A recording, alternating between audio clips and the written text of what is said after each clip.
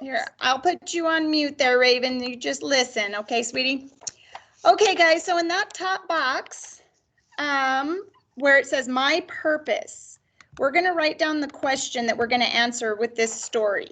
So in the purple, so Riley, I'm going to read the question and you write this. The rest of you can see in the purple writing, you're going to write down this question. If you were a farmer, would you want to live near a prairie dog town? So again, you're going to write in that box at the top. If you were a farmer, would you want to live near a prairie dog town? So you're going to put that right up here. So you might have to write kind of small. Or squeeze it in there. Zach, do you have a question? Do I write the question where it says state opinion clearly and No, just the purple, just in the purple. If you were a farmer, right here. If you were a farmer, would you want to live near a prairie dog town? So just the question. Willie, do you have another question or were you going to ask the same thing? Do we have to write everything? Just the question in the purple. Okay. If you were a farmer, and yes, I want you to write the whole question. If you were a farmer, would you want to live near a prairie dog town? Gabriella, do you have a question?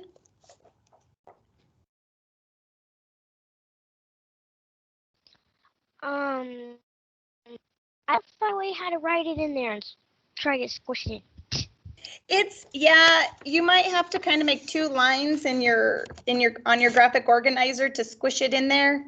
Do the best you can. So we're writing the purpose, which is our question. Why are we even writing an opinion piece? Well, we're going to answer this question. If you were a farmer, would you want to live near a prairie dog town? And so then we're going to read the story about the prairie dogs. And while we're reading, you have to come up with an opinion. Do you think that you, as a farmer, you're pretending you are a farmer, would you want to live near a prairie dog town? If you say yes, I would like to live near a prairie dog town, you need to give me reasons from the text to support your opinion. You can't just say, oh yeah, I would. Well, if I ask, well, why? I don't know. Well, that doesn't support your opinion. So when we read the text, you have to give me reasons. On the other hand, if I said, if you were a farmer, would you want to live near a prairie dog town? And you said, no way, then I would say, well, why do you feel that way? I don't know. Well, again, that doesn't support your opinion. So you need to use evidence from the text to support your opinion. And that's what we're going to work on today. We're going to make our opinion and we're going to pick one reason and one piece of evidence from the text. Zach, do you have a question? Do I put the question? Yep. The very top where it says my purpose? Yep. You're going to write, if you were a farmer, would you want to live near a prairie dog town? Gabriella? I was barely able to squish it in. Okay, just do the best you can. Again, this graphic organizer is our plan. This is where we're going to write our ideas down. We may change things, we may fix things or add things or take things away. We're just making a plan for our writing. Okay. So that's okay. If you make mistakes, you can fix it up. Okay, so I'm looking at Angelique's and she's sharing hers and she's got it written in there. And David, you're just writing this on a piece of paper? Okay. Oh, Gabriella, you just reminded me. We'll come back to that at the end. Okay, Gabriella? Okay. All right, finish up the question because we're going to move back to the story now. So now that you have your purpose in mind for what we're reading about, I want you to think as if you were a farmer. And would you want to live near a prairie dog town? Okay, I'm going to go back to the story. Riley, so what I'm sharing right now is the screen of the story. So you can just follow along with yours because that's all I'm sharing. Okay. And what was that? What was that, Riley? I said okay. Okay, perfect. All right, Zach, I'm going to have you start us off. We're going to read the story together. And again, in your mind, think, would you want to live near a prairie dog town? All right, Zach, start off with paragraphs 1 and 2. When does a dog look like a squirrel and live on the ground? It is a prairie dog.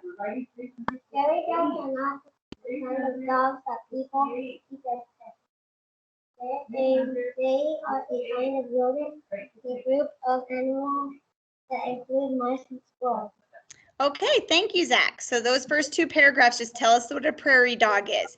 That they're actually not dogs. They're more similar to like a mouse or a squirrel. That's what a rodent is. All right, thank you. Gabriella, do you want to read paragraphs 3 and 4? Yeah, I couldn't hear him that good. Okay, well, do you have your paper? Just follow along on your paper? Okay. Okay. Yeah, I'll read 3 and 4. Okay. These animals live in a prairies, Mm-hmm. which are large, flat, grassy fields. Prairies stretch across a large area of North America. Prairie dogs live in long tunnels and burrows that they dig underground. Many prairie dogs live together in colonies. Some colonies get so large that people call them towns. The largest prairie dog town was about the size of West Virginia. Okay, so West Virginia is a state on the eastern coast of the United States, and that's the largest. They found a prairie dog town that was that size. It wasn't in it wasn't in West Virginia, but it was that large. And again, these paragraphs are just telling us where prairie dogs live, and they tunnel underground, and then so they need holes to come up out of the ground. So they have tunnels underground, but holes on the surface. All right, Angelique, do you want to read paragraphs 5 and 6 for us? Yeah. Okay, go ahead. Prairie dogs are about a foot tall and weigh almost 4 pounds. Their fur is fairly short and can be yellow, red, or brown. Prairie dogs and pet dogs do have an interesting trait in common. They both bark. Prairie dogs make many kinds of barking sounds. Each sound has a different meaning. For example, a prairie dog may bark a certain way to warn others if danger is nearby. Okay, thank you, Angelique. So we know that prairie dogs and pet dogs both bark, and that's why these rodents or these like little mice, squirrel-looking things are called dogs because they make a barking sound. And then before we turn to the next page, you can see on that map the darker part of the United States is where most of the prairie dogs in our country are found. They're in the